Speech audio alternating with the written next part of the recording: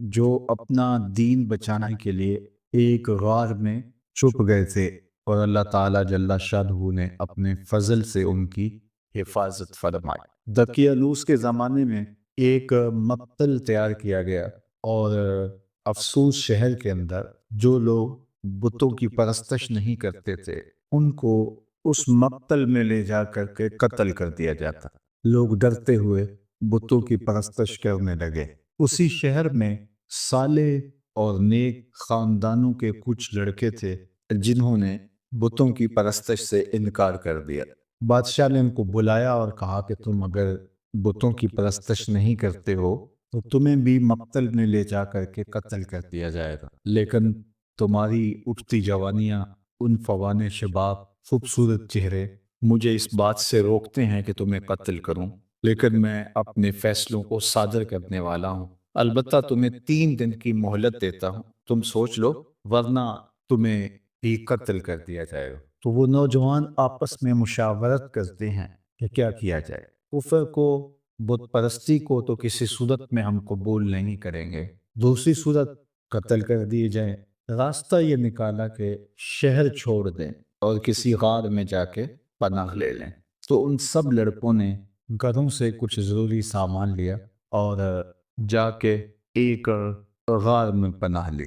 راستے میں ایک چرواہا ملا، اس نے کہا کہ تم کدھر جا رہے ہو؟ تو انہوں نے غرض بیان کی، تو اس نے کہا کہ یہ آفت تو میرے اوپر بھی آئے گی جب ہر شخص کو بت پرستی پہ مجبور کیا جا رہا ہے، تو چلو میں بھی تمہارے ساتھ چلتا ہوں۔ چرواہے کے پیچھے اس کا کتا بھی ان کے ساتھ ہو لیا۔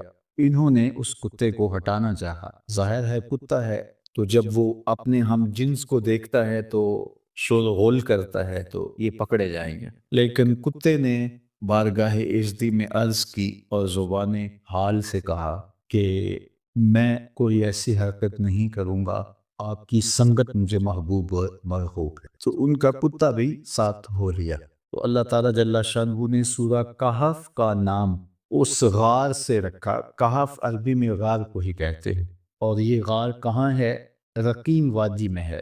یہ رقیم وادی کہاں ہے اس کے بارے میں علماء کا اختلاف ہے۔ امام قرطبی نے لکھا ہے کہ یہ اندلس کے قریب جگہ ہے جہاں رقیم وادی ہے اور اصحاب کہف کا غار ہے۔ اصحاب کہف کے غار کے حوالے سے ایک زیارت گاہ ترکی میں بھی موجود ہے جہاں لوگ جاتے ہیں، اور ان لوگوں کا خیال ہے کہ اصحاب کہف کی غار یہ ہے۔ مختلف لوگوں نے مختلف چیزیں لکھی ہیں۔ بہرحال کہف غار کو کہا جاتا ہے، اور رقیم اس وادی کا نام ہے یا اس بستی کا نام ہے جس بستی میں یہ غار۔ تو اللہ تعالیٰ جل شانہ نے قرآن مجید کے اندر ارشاد فرمایا، ام حسبت ان اصحاب الکہف والرقیم کانوا من آیاتنا عجبا۔ تمہیں معلوم ہے کہ پہاڑ کی کھو اور جنگل کے کنارے والے ہماری ایک عجیب نشانی تھے۔ اب بادشاہ نے جب سختی کی کہ لوگوں کو بت پرستی پہ آنا پڑے گا، تو اپنا دھرم بچانے کے لیے، اپنا دین بچانے کے لیے، اپنا ایمان بچانے کے لیے یہ چند نوجوان تھے جنہوں نے فیصلہ کیا کہ شہر چھوڑ دیں گے اور اپنا دین بھی بچائیں گے اور اپنی جان بھی بچائیں۔ شہر نہیں چھوڑتے تو یا دین جائے گا یا جان جائے۔ اگر بادشاہ کی مان لیتے ہیں تو دین سے ہاتھ دھونے پڑیں گے، اگر نہیں مانتے تو جان سے ہاتھ دھونے پڑے۔ تو تیسرا راستہ یہ نکالا کہ دین بھی بچ جائے اور جان بھی بچ جائے۔ تو یہ اس غار میں پہنچے، ظاہر ہے منزل ان کی آگے تھی، تو ابھی یہ شام کو بھاگے تو رات، 1 رات 2 رات وہاں قیام کرتے اور پھر آگے کہیں نکل جاتے، لیکن وہیں جب پہنچے تو ان کے اوپر نیند کا غلبہ آ گیا اور یہ اس غار میں سو گئے۔ جو ان کے ساتھ کتا چلا تھا وہ بھی غار کے دھانے پر بیٹھا، تو کتا بھی آغوش نیند میں چلا گیا اور یہ سوئے رہے، حتیٰ کہ 309 سال تک یہ نیند میں رہے۔ 3 صدیاں بیت گئی اور یہ نیند کی حالت میں رہے، اور اللہ جل شانہ نے ان اپنے پاک باز بندوں کے لیے اہتمام یہ کیا کہ ان کو بھوک اور پیاس بھی نہ لگی۔ انسان کو جتنی مرضی گہری نیند آئی ہو، جب بھوک لگتی ہے، جب پیاس کی شدت ہوتی ہے تو پھر انسان جاگ پڑتا ہے۔ تو یہ الوہی اہتمام تھا کہ اللہ جل شانہ نے ان کو بھوک اور پیاس بھی نہ لگنے دی کہ یہ جاگ پڑے۔ انسان باہر سے شور سنتا ہے تو شور کی وجہ سے بھی جاگ پڑتا، تو اللہ تعالیٰ جل شانہ ارشاد فرماتا ہے فَضَرَبْنَا عَلَىٰ آذَانِهِمْ فِي الْكَهْفِ سِنِينَ عَدَدًا، اور ہم نے اس غار میں ان کے کانوں پر گنتی کے کئی برس تھپکا دیے، کانوں پر تھپکا لگا دیا کہ کوئی نامناسب آواز جو ان کو بیدار کر دے وہ بھی ان کے کانوں تک نہ جائے۔ اتنا عرصہ انسان ایک کروٹ پہ پڑا رہے تو پھر عضو بدن ساکت ہو جاتا ہے، لیکن اللہ تعالیٰ قرآن مجید میں ارشاد فرمایا وَنُقَلِّبُهُمْ ذَاتَ الْيَمِينِ وَذَاتَ الشِّمَالِ، ہم ان کی کروٹیں بھی بدلتے رہے، یہ سوئے رہے اور ہم اپنے فضل سے اپنے کرم سے ان کی کروٹیں بھی تبدیل ہوتی۔ اللہ اکبر۔ اب ظاہر ہے کوئی وہاں سے گزرا ہو اور وہاں ان کو دیکھا ہو تو ارشاد فرمایا وَتَحْسَبُهُمْ أَيْقَاظًا وَهُمْ رُقُودٌ، اور اگر کوئی ان کو دیکھے تو یہ لگے کہ یہ جاگ رہے حالانکہ یہ سوئے ہوئے تھے۔ اور پھر یہ بھی ارشاد فرمایا وَتَرَى الشَّمْسَ إِذَا طَلَعَتْ تَزَاوَرُ عَنْ كَهْفِهِمْ ذَاتَ الْيَمِينِ وَإِذَا غَرَبَتْ تَقْرِضُهُمْ ذَاتَ الشِّمَالِ وَهُمْ فِي فَجْوَةٍ مِّنْهُ، یہ جس غار میں سوئے پڑے تھے تو جب سورج وہاں سے گزرتا تو ہم سورج کو تھوڑا سا دائیں بائیں کر کے گزار دیں تاکہ ان کے غار میں دھوپ کی وجہ سے بیداری۔ کیسا مین کا اہتمام کیا گیا، کہا کانوں پہ تھپکے لگا دیے اور تاکہ شور ان کو نہ اٹھا، اعضاء کہیں جامد نہ ہو جائیں، ہم کروٹیں بدلتے ہیں، دھوپ کی شدت کی وجہ سے گرمی سے کہیں بیدار نہ ہو جائے، ہم نے نظام قدرت کو بدل دی، نظام فطرت تبدیل ہو گیا۔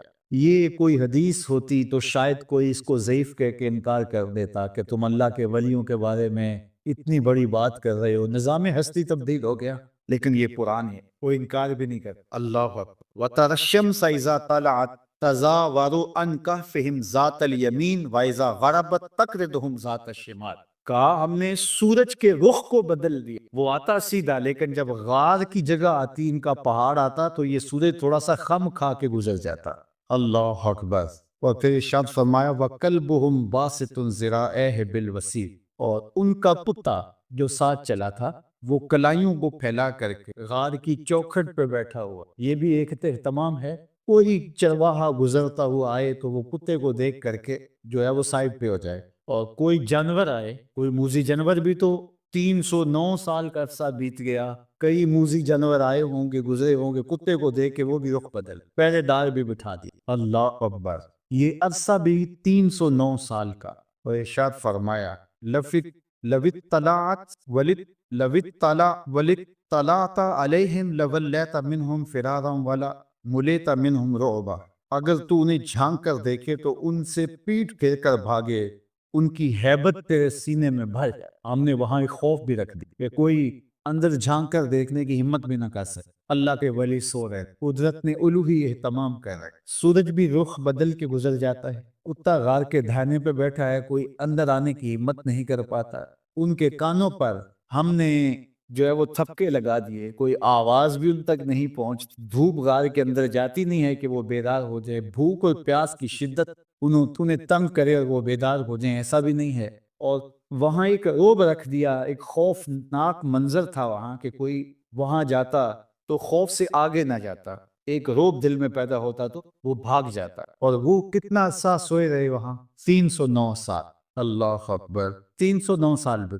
اچھا، یہ ابھی آ کے سوئے ہی تھے، کچھ عرصہ کے بعد افسوس کا بادشاہ دقیانوس مر گیا اور اس کی جگہ اس کا نیا جانشین آیا، وہ مرا، پھر دوسرا جانشین آیا، اس کا انتقال ہوا، پھر تیسرا، چوتھا، پانچواں، حتیٰ کہ وہ سارا نظام بدل گیا اور بیدروس کا زمانہ آ گیا، اور یہ نیک اور صالح حکمران تھا، اور یہ اس بات کا خیال رکھتا تھا کہ لوگوں کو عدل و انصاف فراہم کیا جائے اور لوگوں کے عقائد درست ہوں، اللہ پر آخرت پر لوگوں کا ایمان ہو۔ لیکن ایک فتنہ اس کے دور میں بپا ہو، کچھ لوگوں نے کہا کہ حشر اجساد نہیں ہوگا، یعنی قیامت کے دن پر روحیں ہوں گی جو اللہ کے حضور پیش ہوں گی اور ان کا معاملہ ہوگا، جسم نہیں اٹھائے جائیں، حشر ارواح ہوگا، حشر اجساد نہیں ہوگا۔ یہ مٹی کے اندر بدن مل جائے گا، گل سڑ جائے گا، تو کیسے دوبارہ مٹی سے بدن کو اٹھایا جائے گا اور پھر حشر اجساد ہوگا، یہ بات سمجھ میں نہیں آئی۔ مشرکین مکہ کی سمجھ میں بھی یہ بات نہیں آئی، انہوں نے بھی یہی کہا تھا وَضَرَبَ لَنَا مَثَلًا وَنَسِيَ خَلْقَهُ قَالَ مَن يُحْيِي الْعِظَامَ وَهِيَ رَمِيمٌ، سورہ یاسین کا آخر رکوع اٹھائیے۔ انہوں نے بھی کہا کہ جب ہم گل سڑ جائیں گے، ہڈیاں مٹی میں مل جائیں گی، تو کس طرح دوبارہ ہمیں اٹھایا جائے گا؟ وہ کہتے ہیں یہ بات سمجھ میں نہیں آتی کہ ہم دوبارہ زندہ کیے جائیں، دوبارہ ان اجسام کو اٹھایا جائے۔ اور نضر بن حارث کہیں سے پرانی قبر سے کوئی بوسیدہ سی ہڈی اٹھا لایا اور ہڈی اٹھا کر کے حضور کے سامنے آ کھڑا ہوا،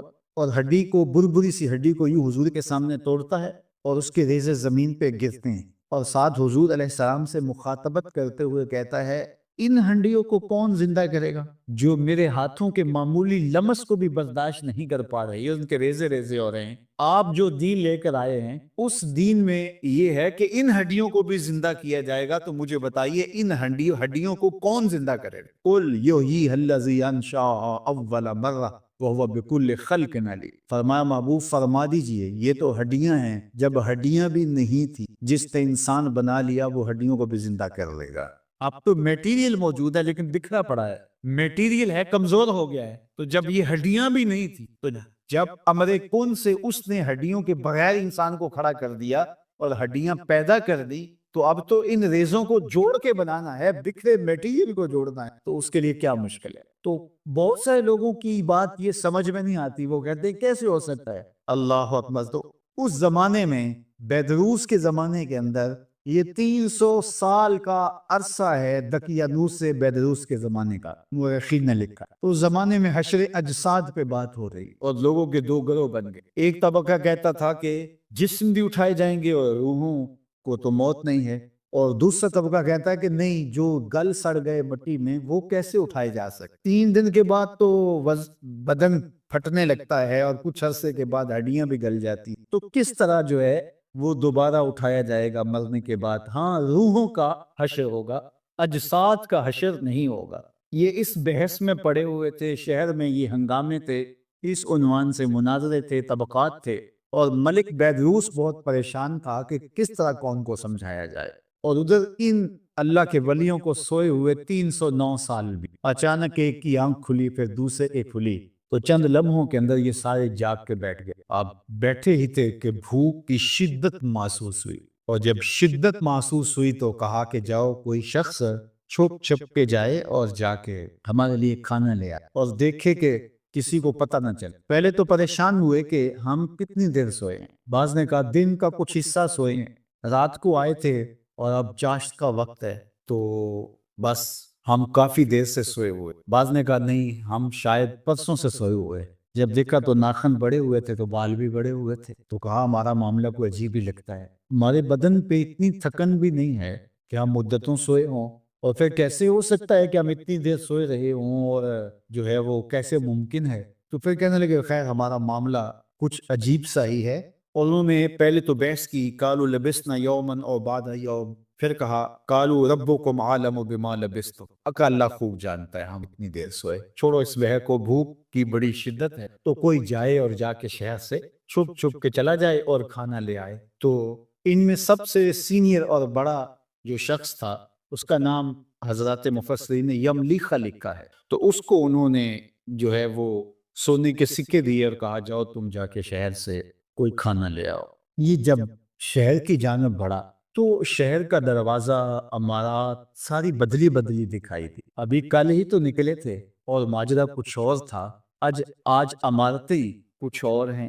آج سے 50-60 سال پہلے کوئی شخص یہاں راہ والی روڈ سے اتر کر کے یہاں کینٹ کے اندر کسی پرانی بستی میں آیا ہو، اور 60 سال 70 سال کے بعد اگر وہ دوبارہ وہاں سے اترے تو یہ عمارتیں، یہ عالی نصب سڑکیں، یہ لشکار عمارتی مارکیٹیں، یہ جگہ جگہ باغات، پھوٹتے فوارے، وہ کہے گا یہ میں کدھر آ گیا ہوں؟ میں 80 سال قبل آیا تھا، یہاں تو یہ بستی ہوتی تھی، یہاں قبرستان ہوتا تھا، یہاں پیپل کا درخت ہوتا تھا، یہاں برگد کا سایہ دار گھنا شجر ہوتا تھا، یہاں کنواں چلتا تھا، یہاں کھیت تھے، یہ کیا منظر ہے؟ تو اب اس بات کو تو 300 سال گزر گئے تھے۔ تو حضرت یملیخہ جب داخل ہوئے شہر میں تو شہر کا نقشہ ہی بدلا ہوا ہے، لیکن جب لوگوں کو دیکھا تو شکلیں وہی تھی، ملتی جلتی۔ خیر ایک عجیب حیرت ہے، ایک نانبائی کی دکان پہ گئے اور اس سے کھانا طلب کیا، انہوں نے کھانا دیا تو انہوں نے جب اس کو سکے دیے تو وہ حیرت زدہ ہو گیا کہ، اور غور سے دیکھا، کہا یہ تو دقیانوس کے زمانے کے سکے ہیں۔ اس کو لگا کہ اس کو کوئی پرانا خزینہ ملا ہے، پرانا کوئی خزانہ ملا ہے، اور انہوں نے کہا کہ یہ تو دقیانوس کے زمانے کے۔ تو اس نے کہا کہ یہ دقیانوس کا زمانہ نہیں ہے، کہا وہ تو 300 سال ہو گئے اس دنیا سے کوچ کیے ہوئے اس کو۔ تو کہا کہ یہ کیا تم بات کر رہے؟ اس نے کہا تم کیا بات کر رہے؟ تو جب جھگڑا طول پکڑتا ہے تو بازار کے لوگ جمع ہو جاتے، حتیٰ کہ کوتوالے شہر بھی آ جاتا ہے اور پکڑ کے بادشاہ کے دربار میں۔ یہ نوجوان عجیب باتیں کر رہا، کہتا یہ تم کیا بات کر رہے ہو، اس کا ذہن ٹھیک ہے، کیا ماجرا ہے؟ تو بادشاہ نے اس کو کہا کہ کیا ماجرا ہے؟ تو اس نے بتایا کہ ہم تو اپنا دین اور دھرم بچانے کے لیے شہر سے نکلے تھے، دقیانوس کا زمانہ تھا، تو اب یہاں بدلے ہوئے حالات، ہمارے پاس سکے ہیں، ابھی کل کی بات ہے۔ تو ایک وزیر نے کہا بادشاہ سلامت، دقیانوس کے زمانے میں کچھ نوجوان بھاگ گئے تھے شہر سے، اور ان کو گرفتار کرنے کے لیے دقیانوس نے کافی کوشش کی تھی لیکن نہیں ہو سکا تھا۔ پھر تختیوں پر ان کے نام لکھوا کر شاہی خزانے میں رکھ دیے تھے اور کہا تھا کہ یہ جب بھی پکڑے جائیں ان کو کڑی سزا دی جائے، تو کہیں یہ وہی نوجوان نہ ہو۔ تو وہاں سے وہ تختیاں لائی گئی اور اس کے اوپر وہی نام لکھے ہو۔ تو حضرت یملیخا کو بھی بات سمجھ آ گئی، ان کو بھی بات سمجھ آ گئی۔ قرآن مجید نے یہ سارا منظر نامہ بیان کیا ہے۔ اللہ اکبر۔ پھر یہ لوگ بادشاہ سمیت یملیخا کو لے کے ان کے غار تک، اور جب لوگوں کو آتے ہوئے دیکھا تو یہ سارے گھبرا گئے کہ ہم پکڑے گئے، کیونکہ غار کے اندر موجود باقی لوگوں کو تو پتہ نہیں تھا کہ وہاں ماجرا کیا ہوا اور ہم کتنا عرصہ سوئے رہے۔ تو جب یہ بہت مضطرب ہوئے تو حضرت یملیخا بھاگ کر آگے چلے گئے اور جا کے ان کو ساری کہانی سنائی کہ اللہ نے ہمیں عرصہ تک سلائے رکھا، اور پھر یہ بادشاہ کی قیادت میں آیان سلطنت کے لوگ جا کے اصحاب کہف سے ملے، ان سے ملاقات کی اور یہ ان سے ملے، اور پھر وہ جو مسئلہ تھا حشر اجساد نہیں ہو سکتا، حشر ارواح ہوگا، تو یہ مسئلہ بھی حل ہو کہ جو رب بغیر کھانے اور کھلانے اور پلانے کے 309 سال تک ان بندوں کو زندہ رکھ سکتا ہے، وہ قبروں میں سے بھی اٹھا لے گا اور جسموں کے ساتھ اٹھا لے گا۔ تو یہ ان سے ملے، اس کے بعد ان کو دوبارہ تبھی موت واقع، اور وہی ان کو اس غار کے اندر ہی دفن کر دیا گیا اور آگے دیوار چکی۔ وہاں اللہ نے قرآن مجید میں ارشاد فرمایا کہ یہ سب وَكَذَلِكَ أَعْثَرْنَا عَلَيْهِمْ، یہ کیوں سب کچھ ہوا؟ لِيَعْلَمُوا أَنَّ وَعْدَ اللَّهِ حَقٌّ، تاکہ لوگوں کو پتہ چل جائے کہ اللہ کے وعدے سچے ہیں، وَأَنَّ السَّاعَةَ لَا رَيْبَ فِيهَا، اور قیامت کے قائم ہونے میں کوئی شک نہیں ہے، اجساد کا ارواح ہو۔ اذ یتنازعون بینہم امرہم فقالوا ابنوا علیہم بنیانا۔ اللہ اکبر۔ فرمایا پھر وہ وقت بھی آیا وہاں کے لوگوں کا اختلاف ہو، بعض نے کہا کہ یہاں جو ہے وہ عمارت کھڑی کر دی، لیکن وہ لوگ جو غالب ہوئے انہوں نے کہا یہاں ہم مسجد بنائیں گے۔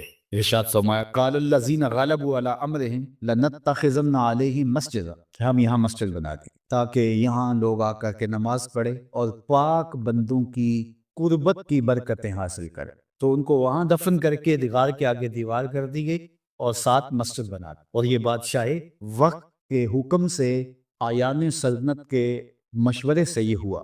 اللہ اکبر۔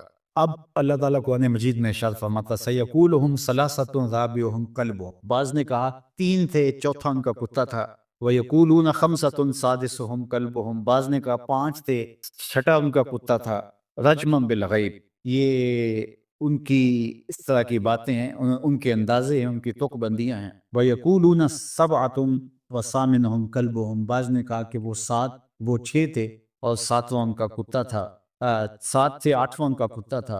قُلْ رَبِّي أَعْلَمُ بِعِدَّتِهِنَّ مَا يَعْلَمُهُمْ إِلَّا قَلِيلٌ، ارشاد فرمایا کہ تمہارا رب خوب جانتا ہے، محبوب آپ فرما دو میرے رب کو خوب پتہ ہے وہ کتنے تھے، تمہارا موضوع نہیں ہے کہ ان کی تعداد کتنی تھی، تم اس میں الجھ کے نہ رہ جاؤ کہ وہ 7 تھے، وہ 5 تھے، وہ 3 تھے، چوتھا ان کا کتا تھا، چھٹا ان کا کتا تھا، یا 8واں ان کا کتا۔ تمہارا موضوع یہ نہیں ہے، تمہارا موضوع یہ ہے کہ مر کر دوبارہ اٹھ اور ایک ایک عمل کا حساب دے۔ بعض اوقات ہدایت حاصل کرنے کی بجائے لا یعنی ابحاث کے اندر مبتلا ہو کر کے ہدایت کو لوگ ضائع کر دیتے، تو کہا کہ تمہارا یہ رب خوب جانتا ہے وہ 3 تھے یا 5 تھے یا اس سے زیادہ تھے، تمہاری کیا غرض، جتنے بھی تھے تمہاری نظر اس مقصد پہ ہونی چاہیے تھی کہ انہوں نے کفر کو قبول نہ کیا اور شہر چھوڑ دیا۔